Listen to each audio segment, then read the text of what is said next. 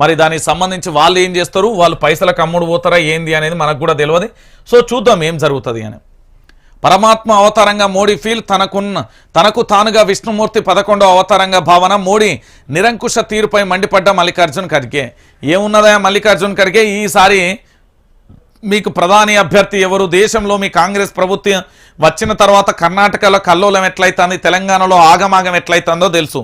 మీ కాంగ్రెస్ ప్రభుత్వం ఇక రాదు, గుర్తుపెట్టుకోసంటారా. మర్చిపో నువ్వు, అది నువ్వు మర్చిపో. ఇగో ఇక్కడ చెప్పిలు కదా, కుక్కలు చెంపిన విస్తారుల ఇండియా కూటమి బీహార్ పరిణామాలే ఎందుకు నిదర్శనం. తెలంగాణలో 10 లోక్సభ సీట్లు గెలుస్తామన్న బండి సంజయ్ అంచు కూడా ప్రధాన అంశానికి సంబంధించి కూడా హైలైట్ చేసింది.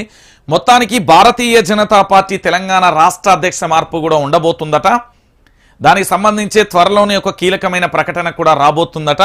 దీంట్లో అనేక రకాలుగా బండి సంజయ్ ఉన్నప్పుడు ఎట్లున్నది, ఇప్పుడు ఎట్లున్నది అనే అంశాన్ని మన అందరం అయితే చూసాం. సో మరొక్కసారి బండియే తెలంగాణ రాష్ట్ర అధ్యక్షుడిగా రాబోతున్నాడు అనే అంశం కూడా వినబడుతుంది. అది ఎంతవరకు ఏం కథ అనేది కూడా మనం కూడా వేచి చూడాలి. ఇక ప్రజల డిజిటల్ హెల్త్ ప్రొఫైల్ సిద్ధం చేయండి.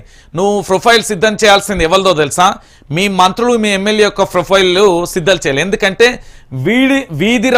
వీధి రౌడీల కంటే అధ్వానంగా కంటే పిచ్చి కుక్కల కంటే అధ్వానంగా మీ వాళ్ళు మాట్లాడుతున్నారు. ఫస్ట్ మీ వాళ్ళకి సంబంధించి హెల్త్ ప్రొఫైల్ సిద్ధం చేయమని.